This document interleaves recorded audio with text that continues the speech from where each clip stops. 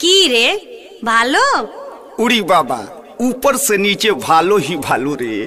की बोलছে আমি বুঝতে পারি না। नहीं बुझ सुन बड़ बड़ दोनों फुला गइल बाटे, बड़ बड़ दोनों फुला गइल बाटे। तोप लौड़नी से ना तो हऊ देखो लइका ताकत काट ली दांत। रेडी 1 2 3। छौड़ा के छौरी बोला के लगेले मकई खेत में उबोरा बिछल के।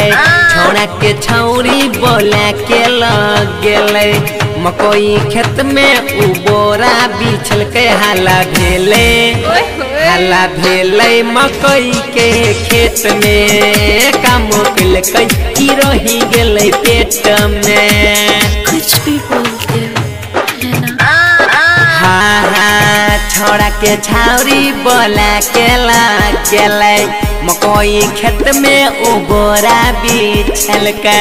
छौड़ा के छौरी बोला के लगेले मकई खेत में उबोरा बिछल के। काम कल की रही गेले पेट में। हल्ला भेल मकई के खेत में।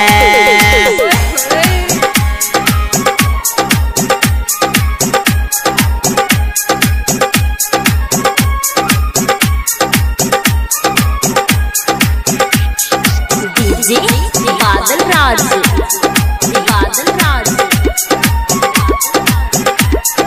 हाँ गाँव घर के छौरा सब कहे छै बुढ़वा बदनामी के जड़ छियै छड़वा। सुना भैया गाँव घर के छौरा सब कहे छै बुढ़वा बदनामी के जड़ छियै छड़वा।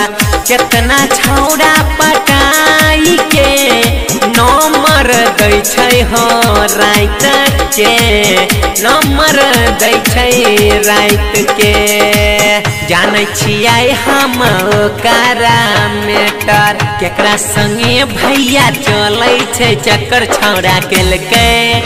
छौड़ा केलकै की रही गेलै पेट में। हल्ला भेलै मकई के खेत में।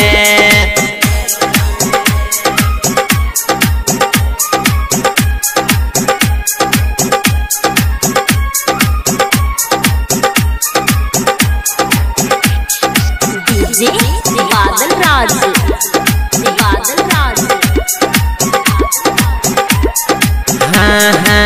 राइटर किसन धरे छै पाजा कहे छै डीके राजा लाल ने माजा। ओ भैया कहे छै राइटर राजा लाल ने माजा। एहन मल फेर नहीं मिलता रे ताजा। लगे हन बोला के मकई खेतों में माल के, मकई खेतों में माल के। छौरी सब के हो चलै छै चक्कर कहे छै डीजे वाला छियै मल बेहतर।